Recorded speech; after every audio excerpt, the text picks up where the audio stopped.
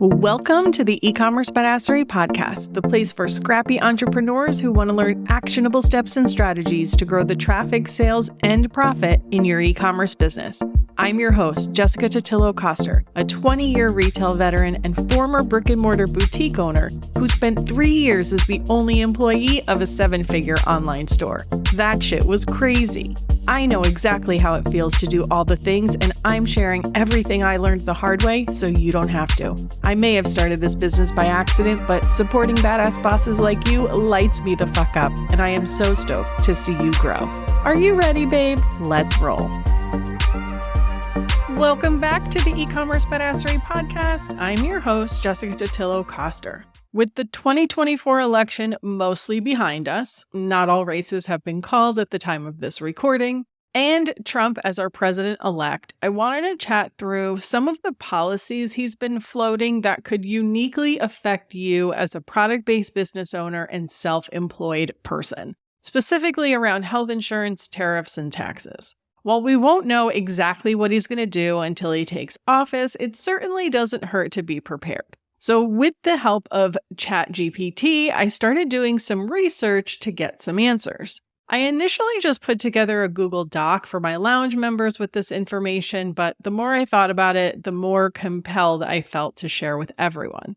For this episode, I'm just going to focus on some of the highlights, but if you want to read more into any of these topics, I'll stick a link in the show notes to that Google Doc, which I will continue to update if and when there is more to share.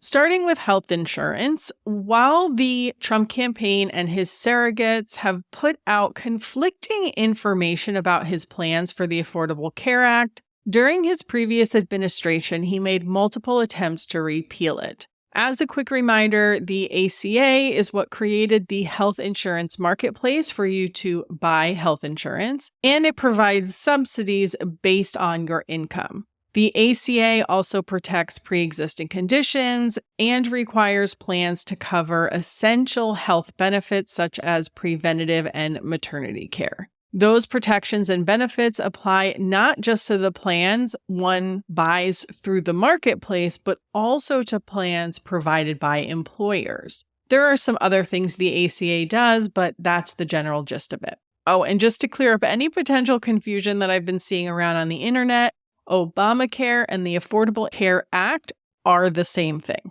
Trump's attempts to get rid of the program were unsuccessful during his first term, mostly due to the makeup of Congress, though this time around, he might not get that same opposition. There was also a court case that made it to the Supreme Court in an attempt to repeal the act, deeming it unconstitutional. The court rejected that case, refusing to hear it based on standing. Standing essentially just means that the people who brought the case weren't the right people to bring it.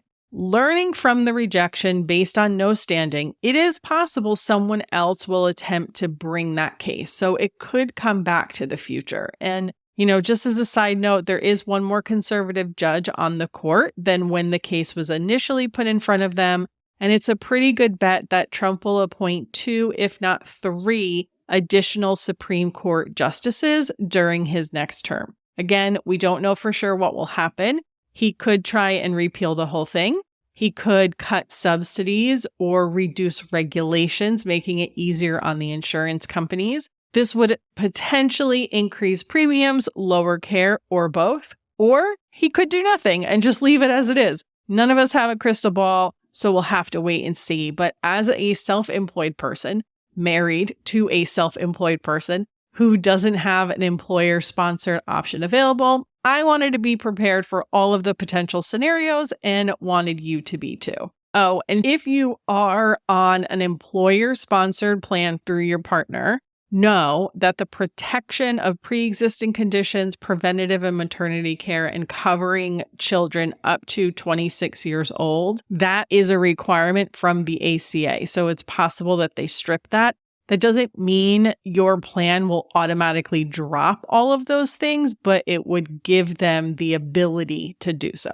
So just keep your eye out for that, especially during the next open enrollment, or maybe coverage options are going to change. Next up, let's talk about tariffs. While I imagine most product-based business owners already know how tariffs work, I have seen a lot of confusion about them online, so I'm just going to lay that out real quick. Tariffs are a tax on the U.S. company that imports the finished goods or raw materials from the country that has a tariff on it. If you import items from China, you as the importer have to pay the tariff. If you buy goods from someone in the U.S. who imports their items from China, the person you buy those goods from has to pay the tariff. In either case, the person who has to pay the tariff is going to increase their prices to offset that additional cost, ultimately increasing prices and inflation. The ultimate goal of tariffs is to protect at-home manufacturing. This is something we've done with industries like EV cars. But what Trump has been talking about is blanket tariffs, which would include things that we don't manufacture here or don't have the raw materials to manufacture here. The hope is that companies would bring manufacturing back to the US, but in most cases, it could be years before we could spin up manufacturing at home. And when we finally did, prices would likely remain high because US labor is so much more expensive, and we probably have to get our raw materials for that manufacturing from overseas as well. I don't want to get too in the weeds here. On the Google Doc, I included a lot more information about tariffs, how they're enacted, when they've been used before, the results of them. I definitely recommend you read up on that so you can keep up with whatever changes start coming out. And it's something I would definitely keep my eye on once the president takes office. In the meantime, we're already seeing companies react to the anticipation of tariffs. So Steve Madden, for example, is moving some of its production out of China and to countries like Cambodia, Vietnam, Mexico, and Brazil. Car manufacturers like Nissan have announced some pretty big layoffs, though I'm not 100% sure if that's directly related to the potential tariffs or what. Full transparency, I didn't go super deep into it. There have also been some anecdotal stories of companies not giving holiday bonuses so that they can afford to stock up on inventory before the tariffs are put in place. Just like with health insurance, we don't really know what's going to happen. What we do know is that at the end of the day, tariffs raise prices, and it's a lot harder to remove a tariff than it is to add one, because the countries will typically apply a retaliatory tariff on us, essentially starting what we would call a trade war. And we're not just going to remove it. We need to get that country to the negotiating table, right? So that we can both agree to remove our tariff. So that process is a lot harder than just adding the tariff. So as a product-based business owner, there's a few things you're going to want to think about, plan for, and keep in mind. If anything you sell comes from China, whether you import directly or buy from someone who does, whether it's a finished good or a raw material, those costs will increase if the additional tariffs are put in place. Also, even if what you sell is all 100% sourced and manufactured here in the US, and you're not subject to cost increases, your customers will face price increases on the majority of what they buy, and they are going to feel the pinch financially, potentially leading to lower consumer spending. So don't be surprised if next year, if all of this gets put into place, that we're just going to see less spending overall. And yes, I did speak specifically about China here. Now, he's talked about putting tariffs on everything that is imported, but higher tariffs on China. So Steve Madden is moving their manufacturing. It doesn't mean that they're going to pay no tariffs. It just means they're going to pay less tariffs. So this one is going to be a really important one for you guys to keep your eyes on. Even if you hate following politics, please keep your eyes on this because this is likely to directly affect you and your customers. Last on the list for today is taxes. The 2017 Tax Cuts and Jobs Act, which was put in place during Trump's first term as president, is the same tax plan we are under right now. Whether or not you benefited highly from that tax plan is entirely dependent on how much money you made. while there were tax cuts across the board, the majority of the relief was at the top end of the income brackets. Even with the 20% deduction in qualified business income for small businesses,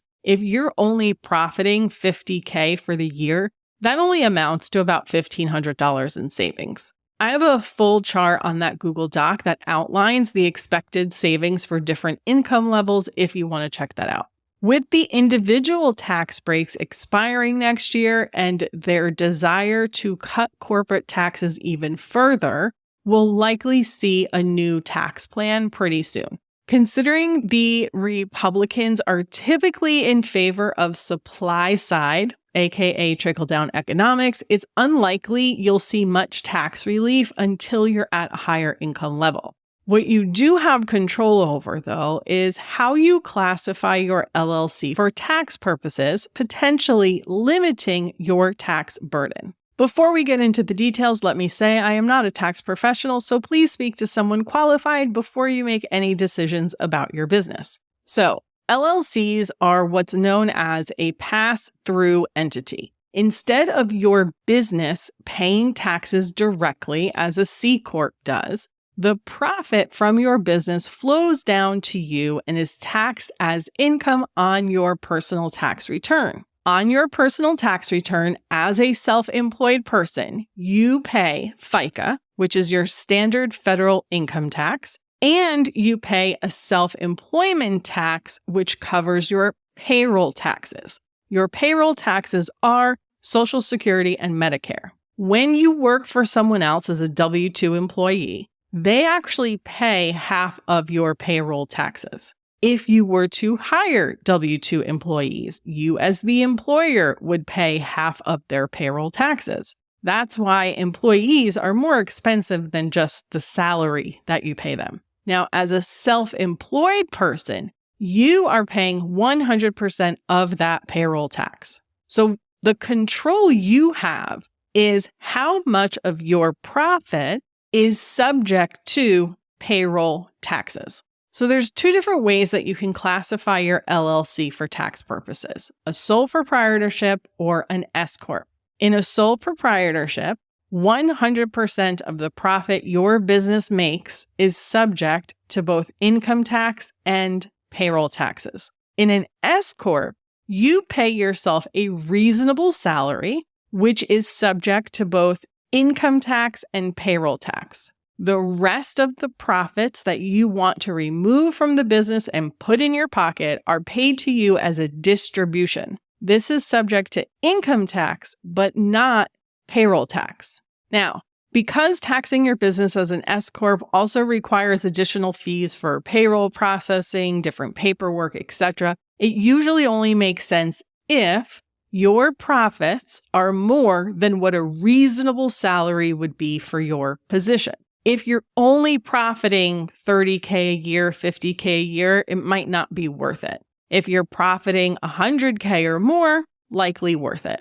The other thing that you want to keep in mind, especially if you're going to go the S Corp route, is the Social Security payment you receive when you retire is based on your earnings. The distributions do not count toward those earnings because you're not paying payroll tax on that distribution. Remember, the payroll tax is the Social Security and Medicare. So if you pay yourself a reasonable salary of $50K a year and you take a distribution of $50K a year, your Social Security calculation will be based on that $50K a year. That's not necessarily a bad thing, just something you have to plan for, which you should be doing anyway. First off, rarely is Social Security enough to live on, and second, there's no guarantee it will exist when you retire. What we pay into Social Security now is to pay for the people who are currently collecting it. It's not like they just tuck it away in a bank account for us.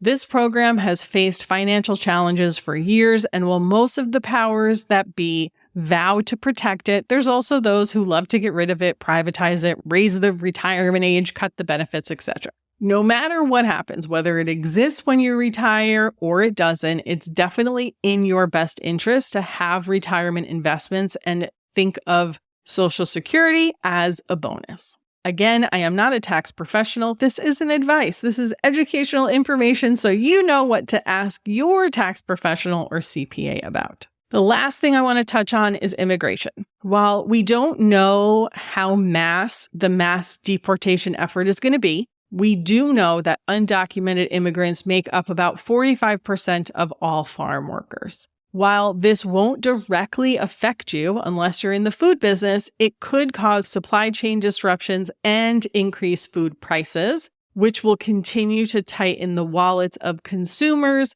potentially leading to decreased discretionary spending. So friends, what does all of this mean going into the holiday season? At the end of the day, whether they're celebrating or practicing retail therapy, most people are still probably going to spend. Like we discussed on episode 291, will the election affect holiday retail sales? History tells us that holiday spending typically rebounds after Election Day. I realize that most people didn't consider this a typical election, but I go back to my statement. Whether people are celebrating or practicing retail therapy, most people are going to spend. Whatever you do, don't be shy about marketing your business's holiday season. If people want to check out, they will, but don't make that decision for them. Again, make sure you check the show notes for links to the Google Doc I mentioned if you want to get into the nitty-gritty of anything that we discussed today.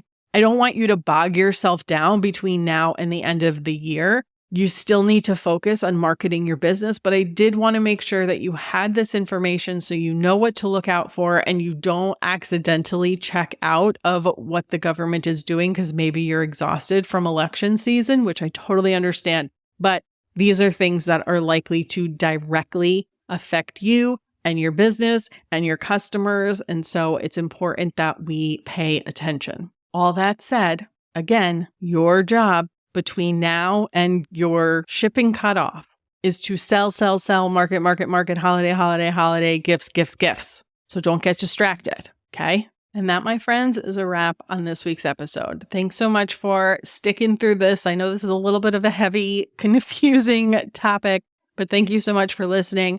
Hope it helps. I will be updating that Google Doc if and when there is more information to share. So I recommend that you bookmark it and check back on it. And Lounge members, feel free to ask any questions about this stuff in the activity feed if you want to dig a little bit deeper. Have an amazing rest of your day, and I'll see you on the flip side, friends. Thank you so much for listening to today's episode. If you want to learn more about growing your e-commerce business, get started with my free resource library at ecommercebadassery.com/free stuff and get an invite to the Lounge, my e-commerce marketing membership. When you're ready for one-on-one support, apply to work with me at ecommercebadassery.com/apply. Before you go, would you do me a quick favor? Leave a rating and review and tap that follow button. This pushes me up the chart so I can support more scrappy e-commerce entrepreneurs just like you. I'm on a mission to reach as many as I can, and I could really use your help. Thanks so much in advance. Until next time, e-commerce friend, stay badass.